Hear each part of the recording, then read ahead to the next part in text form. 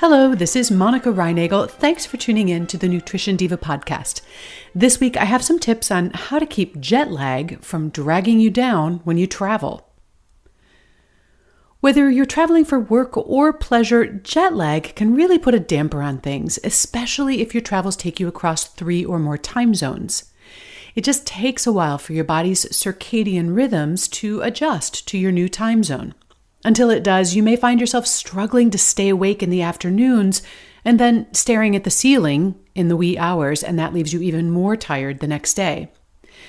Some people are more affected by jet lag than others. Those like my friend Eleanor, who can fall asleep whenever she needs to, regardless of the time of day, can quickly shrug off a change of time zone.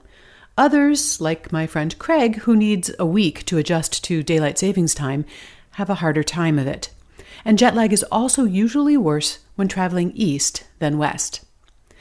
If I'm only crossing a couple of time zones and only staying for a few days, I often try to stay on my home schedule for the entire trip or close to it. When I fly from the East Coast to visit my sister in California, for example, I just get up at about 5 in the morning and go to bed by about 9:30 or 10 o'clock while I'm there. But this month I'm traveling to Europe to attend a conference, and staying on Baltimore time simply will not be an option.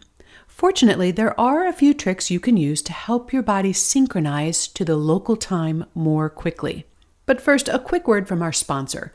For almost 20 years, Honest Tea has committed to being transparent and authentic through its organic and fair trade certified bottled teas and kids' juice drinks. They produce a refreshingly honest product, both in terms of what's in their bottle and in terms of their outlook. I'm joining Honest Tea in celebrating the lighthearted ways we are less than perfect through the Refreshingly Honest project. Because when we're refreshingly honest with each other, we can realize through a shared laugh or a sigh of relief that everyone else is just like us, perfectly imperfect. For example, if guests are coming and I'm running late, I will totally scoop store-bought hummus into a serving dish, drizzle it with olive oil, and pass it off as homemade. Are you ready to be refreshingly honest? Share the fun and funny ways that you're less than perfect on our social media by using the hashtag refreshinglyhonest. And if you want more honesty, you can learn more by visiting honesttea, that's TEA.com/podcast. And now here are 4 tips that can help you beat jet lag. Number 1, adjust your meal schedule. Most of us eat every few hours during the day, and then we have a 10 or 12-hour fast every night while we're sleeping. And this has a powerful effect on our body clocks. One way to reset your body clock when you travel is to refrain from eating during the hours that correspond to nighttime in the new time zone. When traveling east on the day you travel, eat your last meal at whatever time corresponds to dinner time at your destination, and then try not to eat again until it's breakfast time at your destination.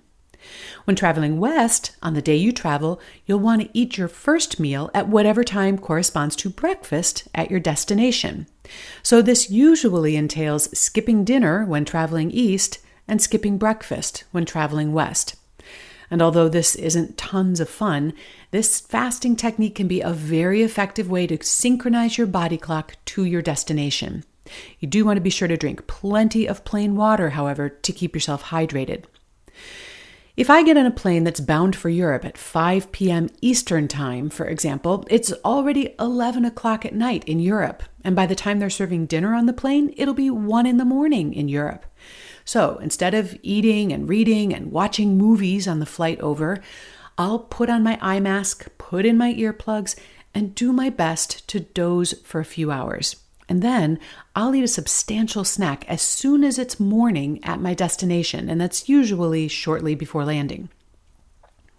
When it's time to come home, I'll be traveling west, so I'll try to eat dinner on the late side the night before I travel. Then I'm going to try to sleep in as long as I can on my travel day, and then delay my first meal until about midday, which ends up being breakfast time back home. I'll enjoy a meal during the flight, and then I'll be back on the East Coast in time to have dinner at the regular time. Tip number 2 is to seek out the sun. Exposing yourself to morning sunlight is another very effective way to synchronize your body to local time. So try to plan your itinerary to allow you to get outside in the mornings for the day or two after you arrive in a new time zone. And you can vastly increase the effect of morning sun with exercise.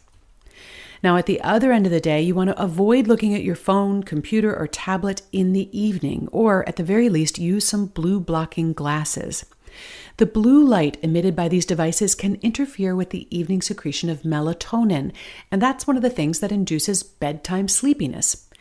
Seeing as the local bedtime is already coming either too late or too early for your body clock, don't make it any worse with blue light.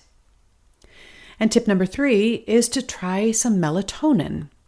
A well-timed melatonin supplement can also help reset your body clock. Once you're at your destination, try taking 3 milligrams of melatonin about an hour before local bedtime for about 3 or 4 nights. But experts advise not taking melatonin to help you sleep during your flight. And that goes double for alcohol. And finally, my 4th tip is to time your caffeine. Caffeine, of course, can help alleviate drowsiness, but new research suggests that it also affects your body clock.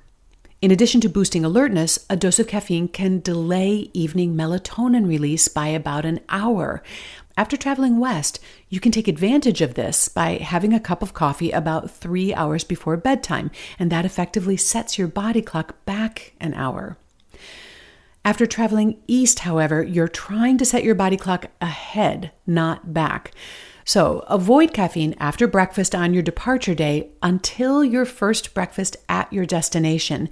And don't drink caffeine during the afternoon or evening, even if you normally do, until you feel you've fully adjusted to the local time.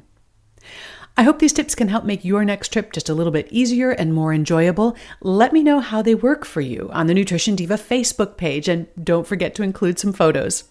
You'll find a transcript of today's episode along with the entire Nutrition Diva archives at nutritiondiva.quickanddirtytips.com. Thanks so much for listening. Have a great week.